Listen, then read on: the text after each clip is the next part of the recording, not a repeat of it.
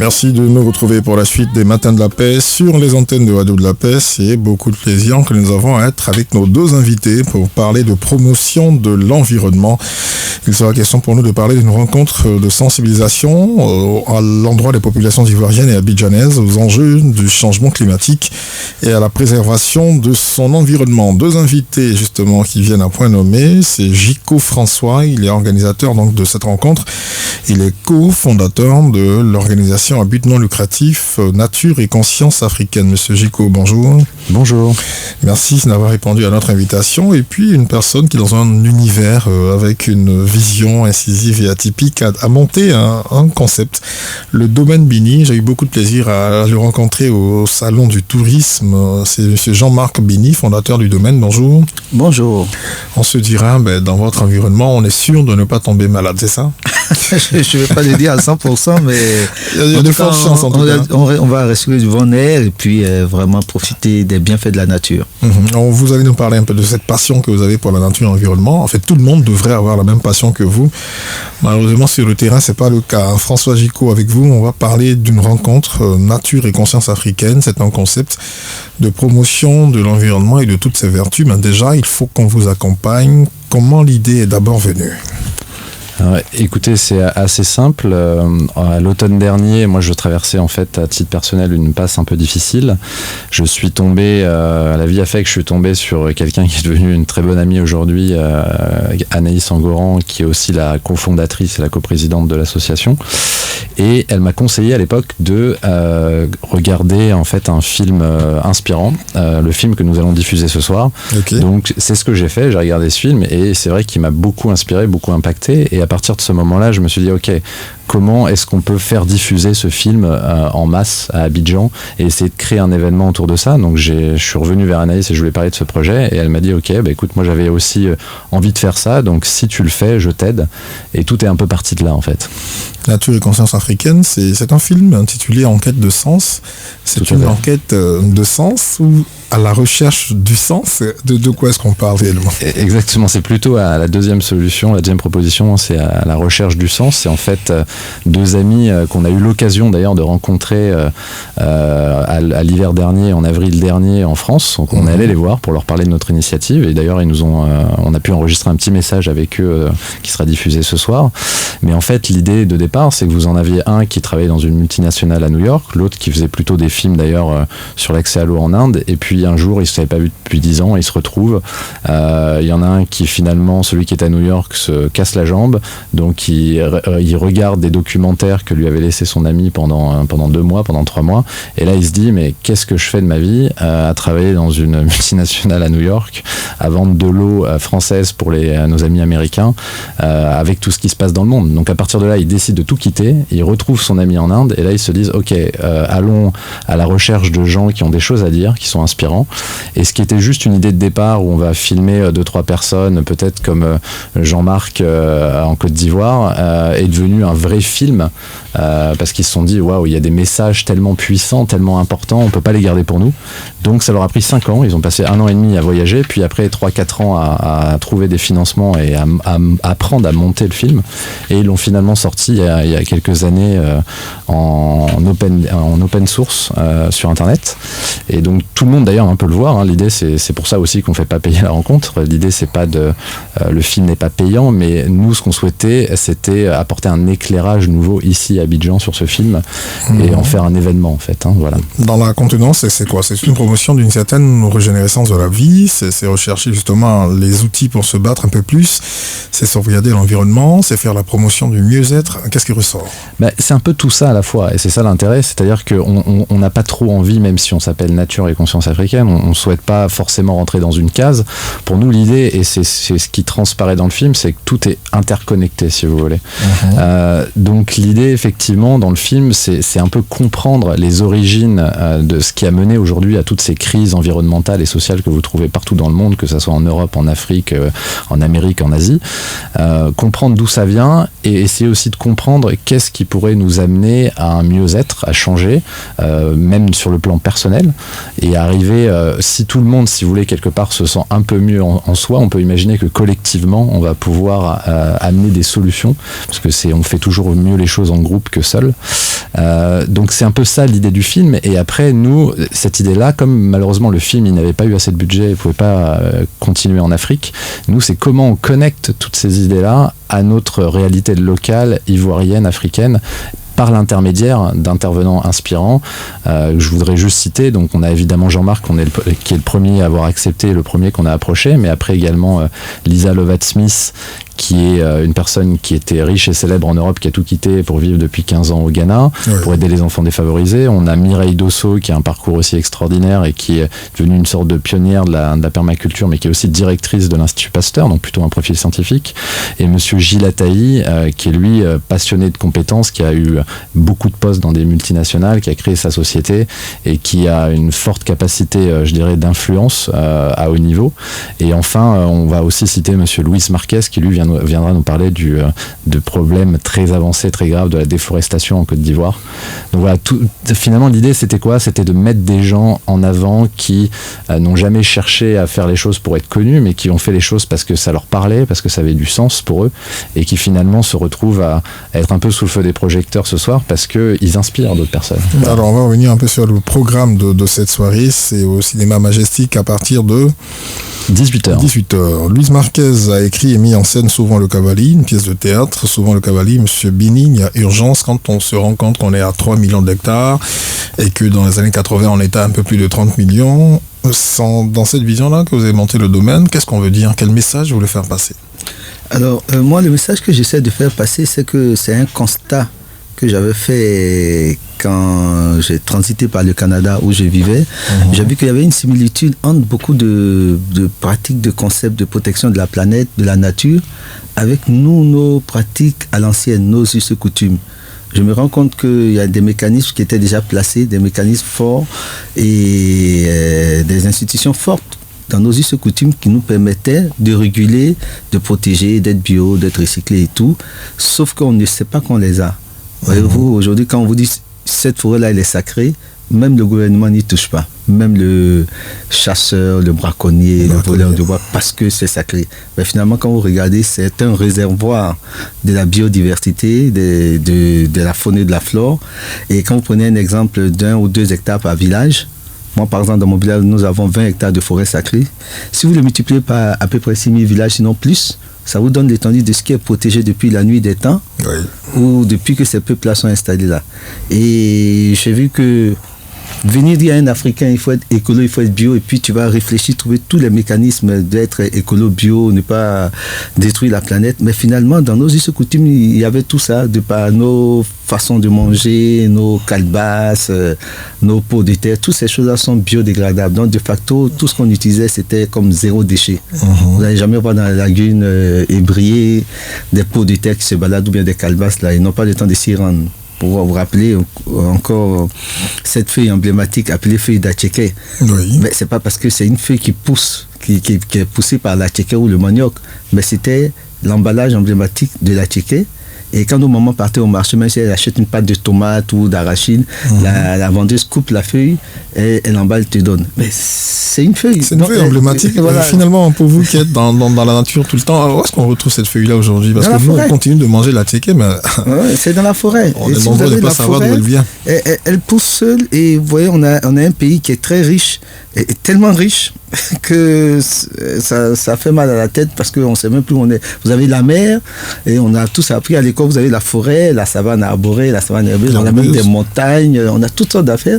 Et les feuilles d'attiéké, ils sont là, tu n'as pas besoin de les planter. Et voilà un peu pour nous, c'est comment remettre ces pratiques-là. Dès que tu appliques une partie de nos us et coutumes, tu arrives même à coiffer au poteau tous ceux qui sont en train de réfléchir sur les mécanismes d'utilisation d'emballage biodégradable. Parce que le temps de finir la réunion au bout de 2 mois ou 1 mois, moi, ma fille d'attiéké, ma calebasse a eu le temps de pourrir et à redevenir de l'humus et tout ça.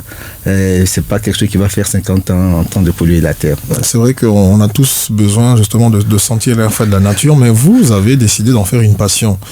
D'abord, regard avec M. Gico, en grande agglomération, dans dans nos cités, comment est-ce qu'on peut vivre?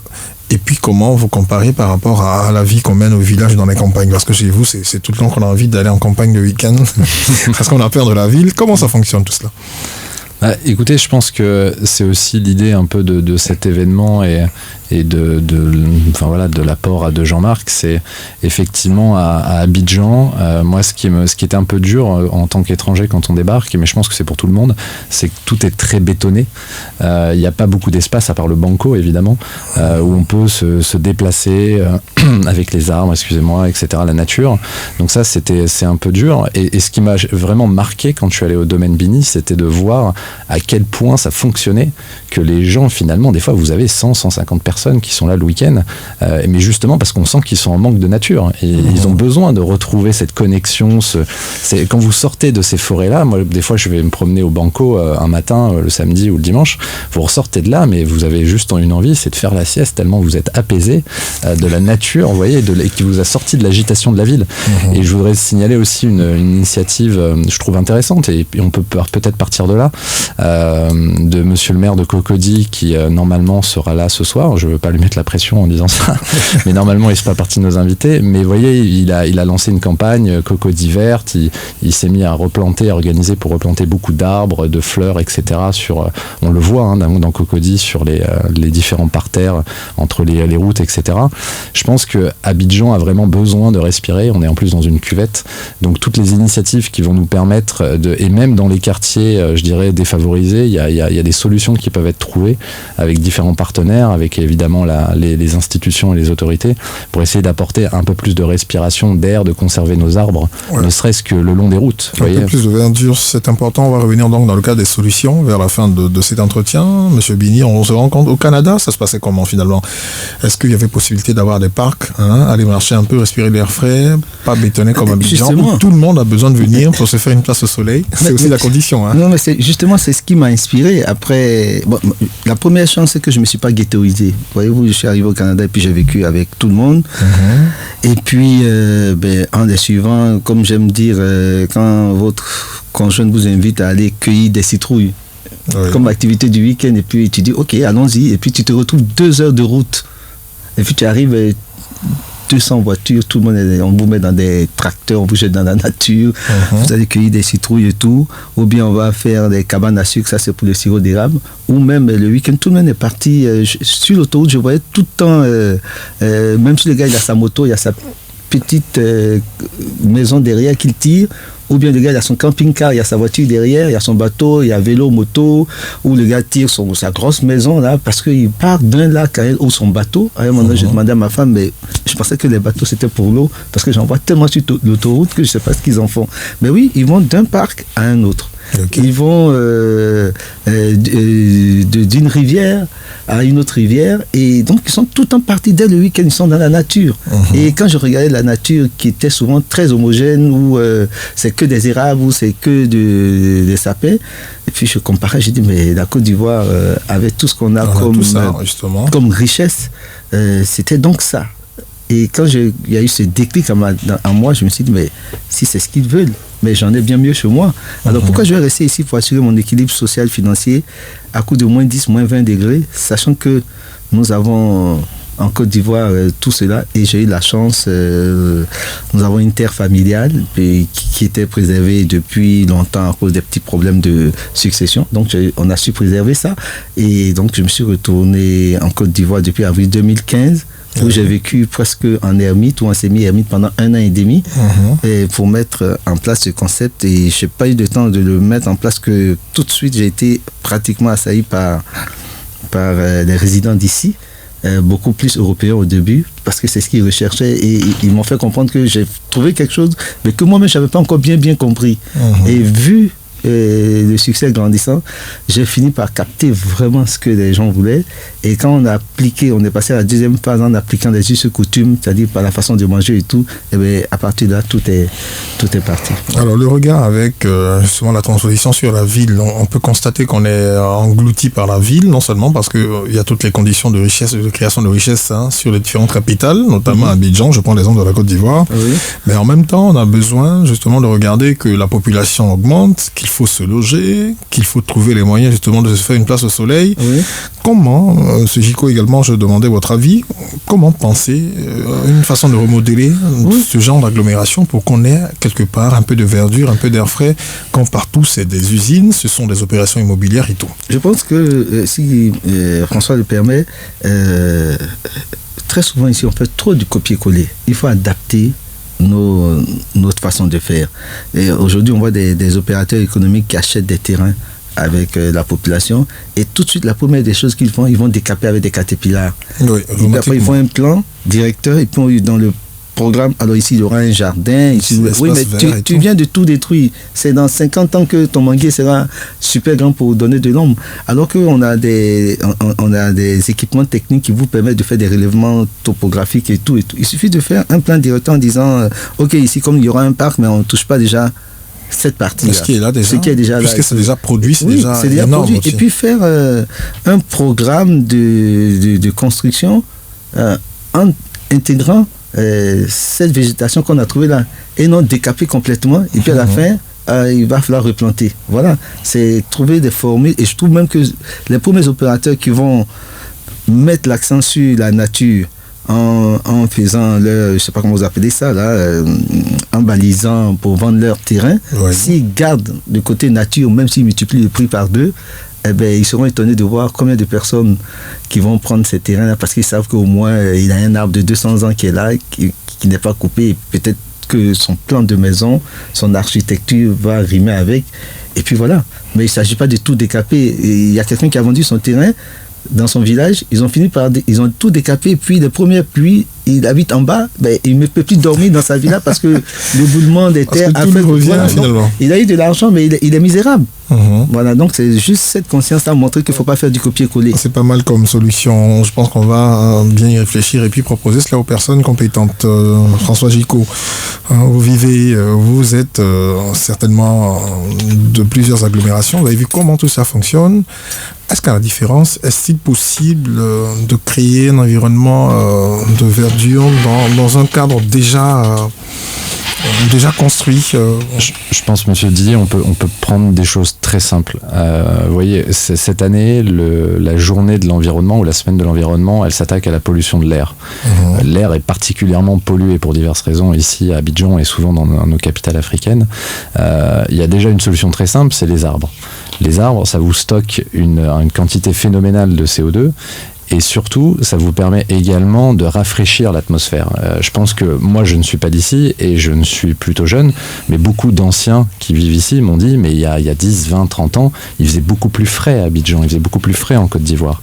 Et en fait, ce qui se passait, c'est que il faisait beaucoup plus frais parce que tout simplement, il y avait beaucoup plus d'arbres qui gardaient la fraîcheur, en fait. Donc, je pense que tout simplement, si, comme le disait d'ailleurs Jean-Marc, mais si on intègre la nature dans nos on ne dit pas qu'il faut complètement arrêter le développement et arrêter de construire des logements pour les personnes qui arrivent, mais si on intègre un peu de nature dans tout ça, qu'on plante des arbres, que les arbres nous permettent d'apporter de l'ombre, de la fraîcheur, donc forcément du mieux-être en termes de qualité de l'air, des choses donc très simples, chacun peut prendre un arbre et le planter à côté de chez lui, et à partir de là qu'on reverdit un peu Abidjan. Beaucoup de gens aussi, même des gens de mon âge qui étaient là, qui ont grandi ici, m'ont dit mais avant Abidjan était beaucoup plus vert que ça, etc. Donc je parle de ce qu'on m'a dit, mais il me semble, et comme je vous dis encore tout à l'heure, j'avais été un peu choqué de voir qu'il y avait énormément de béton quand je suis arrivé. Donc je pense que tout simplement, si on se met un peu tous à replanter des arbres, si on le peut, à droite, à gauche, on va se porter mieux en termes de fraîcheur, on va se porter mieux en termes de qualité de l'air. Donc vous voyez, juste des choses très simples, si on commence déjà par là, et ça nous fait déjà une première connexion avec la nature, et après on réfléchira au coup d'après. Mais prenons des choses simples pour les gens. Voilà, tout à fait. On peut voir certains tronçons, notamment celui de la Riviera, en partant à Bingerville, où on avait toute une verdure dans les années 80 qu'on parcourait. Aujourd'hui, c'est une succession d'immeubles, d'opérations immobilières. C'est compliqué. On a l'axe Cocody-Angry, on a l'axe Riviera par le Vallon de Plateau également. Tout cela, rien que des maisons, comme il a dit, assez bétonnées. Déjà plus d'espace. Ça devient un problème. On peut même plus créer l'espace vert qu'on souhaite. Donc finalement, est-ce que c'est l'extension qu'on doit mettre en avant pour que ceux qui éventuellement auront des maisons à Bingerville ou un peu plus loin puissent profiter de toutes ces solutions chez Binet? Oui, c'est ce qu'il faut faire. Et puis encore une fois, le coût d'exploitation en décapant, c'est énorme. faut pas décaper. Celui qui veut habiter là, il va payer le prix. Et je vous assure qu'il y a des gens qui sont prêts à aller habiter dans des plannings de construction basés sur la nature ou avec l'existant déjà. Parce que quand on décapte et puis après on replante, là, c'est quelques essences qu'on replante. Oui. Alors que quand on ne décape pas, écoutez, vous voyez déjà ici à la radio, j'étais en train de contempler ce gigantesque fromager là. Imaginez qu'on doit détruire ce fromager là. Vous pensez que si même si on a des essences de fromager, peut-être c'est nos arrière petits-enfants qui vont trouver un arbre aussi gigantesque. Donc, c'est tout un mythe pour la zone aussi. Voilà. Et donc ça, c'est ce qu'il faut faire à Abidjan.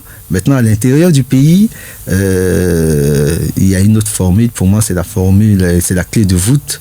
C'est le tourisme écologique qu'il faut développer. C'est-à-dire qu'eux ont un peu plus d'espace, ils ont plus de chance que ceux d'Abidjan. Voilà, ils ont un peu plus de chance, sauf que les habitants de ces villages, quand le gars va couper le bois là, pour être charbonnier ou bien il va être braconnier, c'est parce qu'il n'a pas d'autre alternative de subsistance pour nourrir sa famille et tout ça. Mais si ce braconnier devient un jour un guide pour montrer les animaux et qu'il voit l'engouement des visiteurs, ou bien si ce charbonnier devient un guide pour montrer les différentes essences de bois et puis il voit qu'on passe tout notre temps à prendre des photos de l'acajou, du fromager et tout, je pense qu'ils seront les premiers à protéger ces quelques arbres et ces quelques animaux qui attirent nos visiteurs dans leur village et tout, parce que ceux qui viennent faire le tourisme écologique, c'est des gens qui sont très conscients et qui sont prêts à donner, et c'est une autre forme revalorisant de l'être humain. Lui, il donne parce qu'il sait que tu as protégé et puis tu lui montres quelque chose de vrai. Et l'autre, il est content parce qu'on respecte ce qu'il a protégé depuis la nuit des temps et on respecte sa culture. Et puis il se rend compte que finalement, l'occidental qui vient, c'est quelqu'un qui l'admire, qui l'apprécie. À partir de là, c'est comme si on est des agents de première ligne. Oui, tout le monde est bien en valeur. Voilà, tout le monde. Donc tout autre projet qui va venir après, on va bien le prendre. Mais tu ne peux pas venir dire, touche pas la forêt, on est là, on protège les animaux. Et puis tu envoies tout un arsenal d'équipements pour la forêt, pour les animaux. Et puis les villageois sont là, ils te regardent, ils disent, et nous, qu'est-ce qu'on fait? Toi, tu comptes pas, c'est les animaux qui comptent. Ils ne vont pas comprendre cela. Mais s'il y a du tourisme écologique auparavant, c'est comme j'ai dit, des agents de première ligne. Après, quand les autres vont venir dire, on ne touche pas les animaux, ils vont dire, oui, on a compris, on sait qu'il ne faut pas toucher, parce que nous-mêmes, déjà, on commence à gagner avec tous ces visiteurs qui viennent. Oui, on a vu des gens se garrocher sur la gouttière en train de prendre des photos pendant des heures. Et pour terminer, ce que j'aimerais dire, au Canada, quand quelqu'un dit, je connais, j'ai déjà vu une biche ou une gazelle ou un serpent bois, mais c'est au cours d'une foire ou bien dans un parc où il le voit en vision.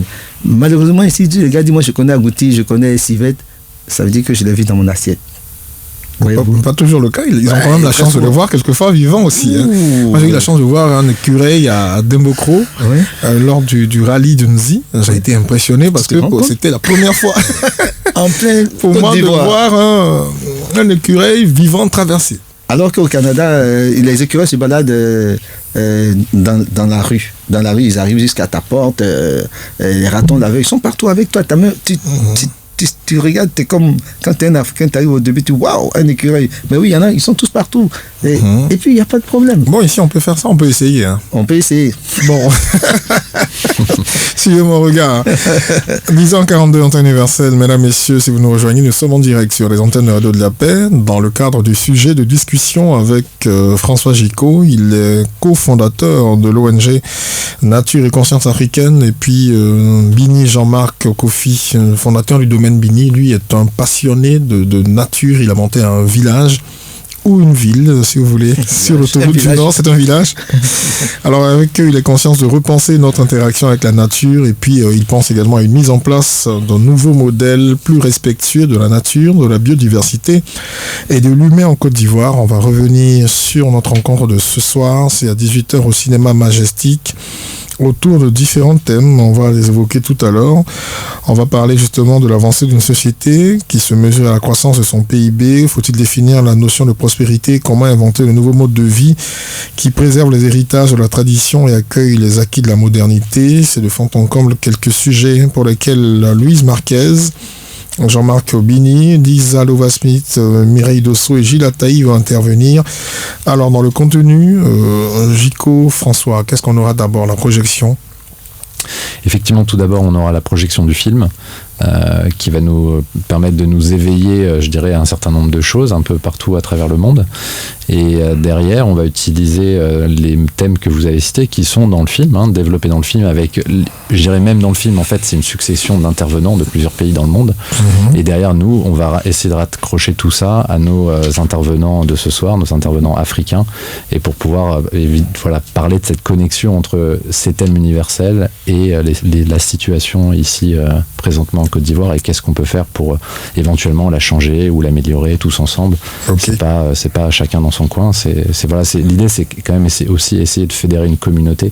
Il y a beaucoup. Ce que je voudrais juste dire, si vous le permettez, Monsieur Didier, c'est pendant cette aventure, parce que c'est une aventure de 8 mois pour préparer cet événement, j'ai pu, avec ma collègue Anaïs et d'autres, rencontrer énormément d'initiatives incroyables, énormément de gens incroyables, dont Jean-Marc ou les intervenants de ce soir font partie, mais je dirais pas que, qui mériteraient d'être mis en avant ce soir. Malheureusement, on n'a pas le temps, mais l'idée, c'est que du coup, on a tellement eu d'engouement, et je dirais, la salle, je la verrai ce soir, mais il y a déjà tellement de réponses positives que ça nous encourage à en faire un tous les 6 mois. Okay. Donc on souhaitera, j'espère pouvoir tenir un calendrier, mais si vous voulez, le but c'est de tourner tous les 6 mois, de mettre en avant un nouveau film, d'autres intervenants, de toujours accrocher à peu près à toutes ces thématiques, mais pour dire qu'il y a énormément de choses incroyables qui se font ici, et c'est ça surtout qu'en fait on n'en parle pas et qu'on les voit pas, dans la majorité des cas. Donc nous, ce qu'on souhaite, c'est pouvoir servir un peu de projecteur à toutes ces initiatives conscientes, à tous ces intervenants magnifiques, à tous ces porteurs d'initiatives, jeunes et moins jeunes, et pouvoir aussi insuffler un peu de positivisme dans toute la société ici, quoi. Alors, ce qui se fera, c'est que les différents intervenants vont former une sorte de panel après la projection. Ça va être une sorte, on va en faire un peu un mélange entre un panel et je dirais un TEDx, pour ceux qui connaissent le concept. Parce qu'on va avoir un modérateur de soirée qui va être Monsieur Brice Guigré de On se dit Egbe. Et donc, lui va faire le maître de cérémonie, et en même temps, quand on aura fini le film et qu'on arrivera aux intervenants, leur poser une série de questions qu'on a travaillé avec eux, avec tout le monde, et qui sont évidemment connectés au thème que vous avez cité, et à la fin, une fois, et qui vont servir donc pour présenter, si vous voulez, les intervenants, leur parcours, qu'est-ce qu'ils pensent de ces thèmes, etc., donc avoir un peu leur vision des choses, donc chacun à la suite, et à la fin, effectivement, on aura un moment d'échange avec le public qui pourra interroger nos intervenants sur eux, ce qu'ils ont ressenti, ce qu'ils ont envie de dire, est-ce qu'ils ont des questions, etc. Donc l'idée, c'est de mettre ces personnes en avant un peu sous un format TEDx, et puis derrière, mais un peu différent quand même, et puis derrière, effectivement, de pouvoir quand même recueillir les opinions de ceux qui sont dans la salle. Ok, donc un beau partage d'expérience d'abord avant de recevoir un certain nombre de questions. Nous allons cette fois prendre un autre angle au-delà de la verdure ou de l'envie de revoir l'aspect de plantation, de reforestation, de reboisement et tout. On a cet aspect de comportement même autour de nous, dans nos familles, dans nos maisons, qui n'honorent pas toujours la diversité, l'environnement. C'est la façon de gérer les déchets ménagers, la façon dont on pollue avec nos voitures. Qu'est-ce qu'on peut faire à ce niveau-là aujourd'hui, M. Bini, M. Gicot, pour vous qui avez décidé d'en faire votre cheval de bataille? Vous avez certainement envie des comportements et des rencontres. Oui. Vous êtes mieux informé que moi. Moi, je sers d'interface, là. Oui. En tout cas, ce que je peux dire avec le domaine Bini, après 4 ans d'existence, les statistiques s'imposent avec ce que je vois. Et vous savez, je prends l'exemple souvent du Costa Rica, qui est le premier pays au monde en matière de tourisme écologique. Okay. Ils n'ont pas les Big Five, ils n'ont pas éléphants, ils n'ont pas girafe, tout ça. C'est monsieur tout le monde. Voyez-vous, ils n'ont pas les Big Five. On n'est pas obligé d'avoir... San José, c'est ça, la capitale. Tout à fait. Voilà.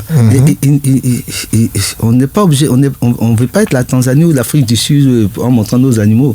On a une chance qu'aujourd'hui, comme je dis encore, il y a une richesse en Côte d'Ivoire, de la mer en passant par la forêt, la savane et même les montagnes. Savez-vous qu'on a des grottes à tout bas, des choses comme ça. On a plein de vestiges qu'on peut utiliser. Ça, c'est en plus, on a un carrefour culturel.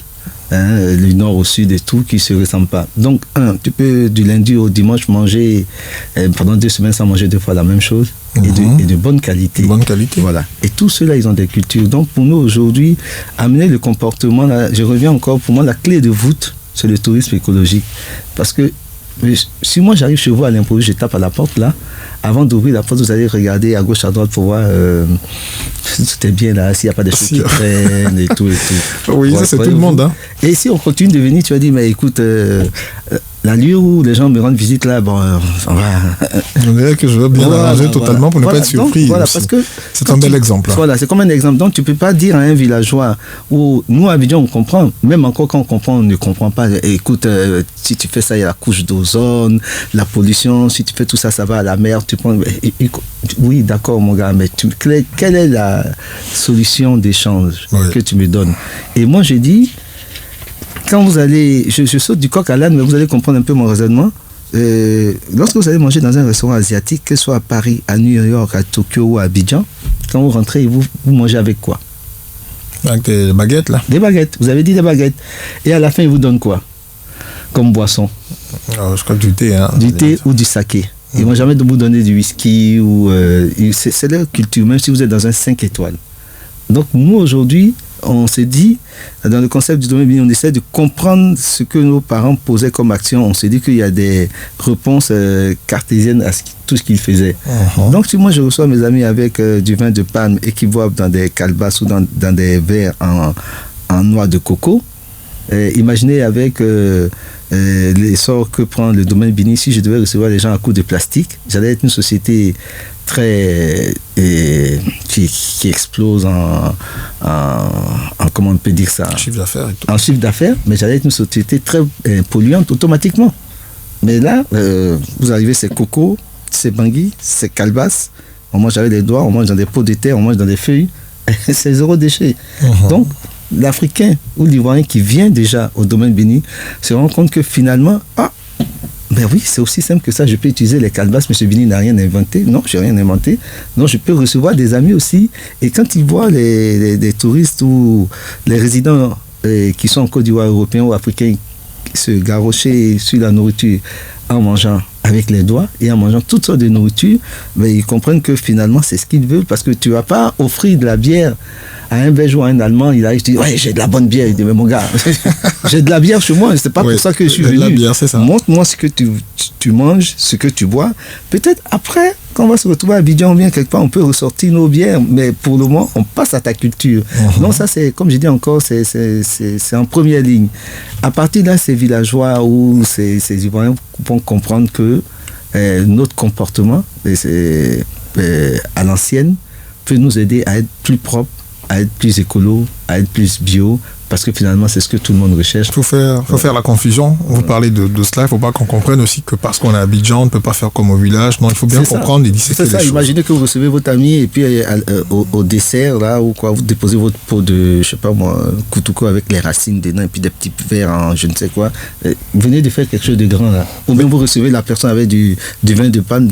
On a déjà commencé avec le bissap. Je crois que ça a commencé à se faire. Je vois chez beaucoup d'aînés maintenant des racines et on fait la promotion. Voilà. Au départ, certains pensaient à un certain niveau être trop snob ou intellectuel, mais aujourd'hui ils ont compris justement que les racines font partie de notre culture. Voilà.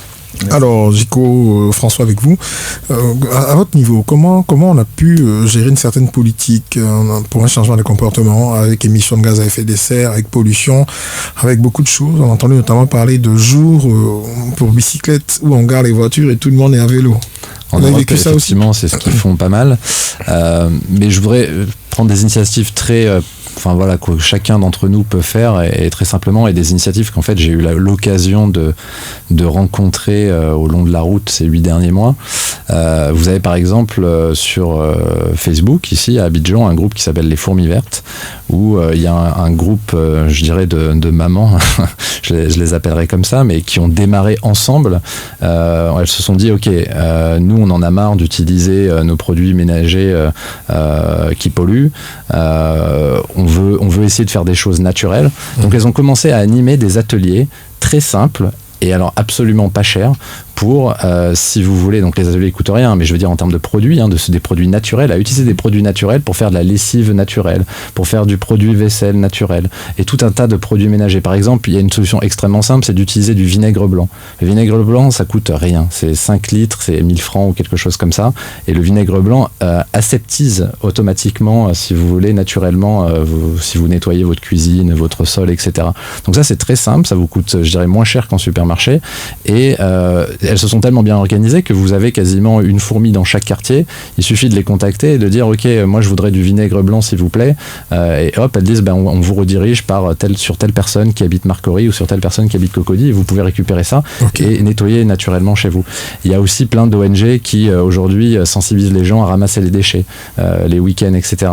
Moi par exemple, justement avec ces initiatives-là, j'essaye de faire maintenant mon produit vaisselle moi-même, c'est très simple. Un peu de bicarbonate de soude, des cristaux de soude, et justement du vinaigre blanc, et vous pouvez y aller. Donc il y a plein de petites choses comme ça finalement très simples qui sont déjà, il y a déjà des ateliers ici, il suffit d'arriver à les médiatiser, de les trouver, et ils vous aident en fait, ils vous accompagnent, je dirais, à changer aussi certains de vos comportements de façon très simple, sans vous vous tirer les cheveux, vous arracher les cheveux, et finalement à être un peu plus écolo, un peu plus conscient et un peu plus proche de la biodiversité. C'est béni. Oui, ce que je peux dire aussi, qui est vraiment pratico-pratique aussi, au niveau du changement du comportement. Oui, dans tous nos quartiers à Abidjan, ou dans les coins les plus reculés, nous avons ces boutiques, entre guillemets, appelées boutiques de Mauritaniens, ou les petites boutiques de quartier. Imaginez quand vous allez acheter, vous dites j'ai besoin de 3 œufs, il te met dans un sachet de 3 œufs. Ensuite, qu'est-ce que vous voulez? Je prendrai un savon, le savon est déjà emballé, il prend un sachet, il met tes 2 savons dedans. J'ai besoin d'une bouteille de coca, il prend un sachet, alors que la bouteille déjà, il met dedans. Et tu commandes plusieurs choses, à la fin tu dis j'ai fini, il prend un autre gros sachet, et puis il met tous les autres sachets dedans. Sachet bleu. Donc, imaginez pour 1000 francs d'achat ou 2000, vous voyez déjà ce que vous venez de polluer. Mais non, j'ai pas besoin de...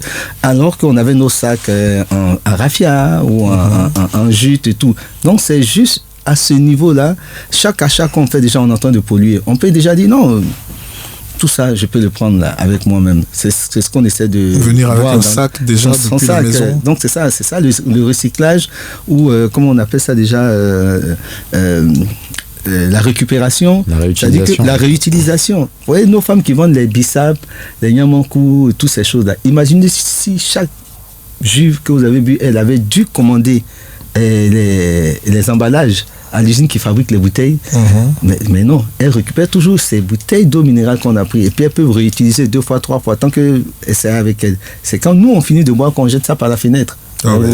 Donc il suffit juste d'avoir un comportement de façon nucléaire là au niveau de chaque quartier. Tu dis ok, moi mes 3 œufs là, mais pas dans... Même quand tu prends 2 cigarettes, ils vont mettre dans un sachet pour te donner.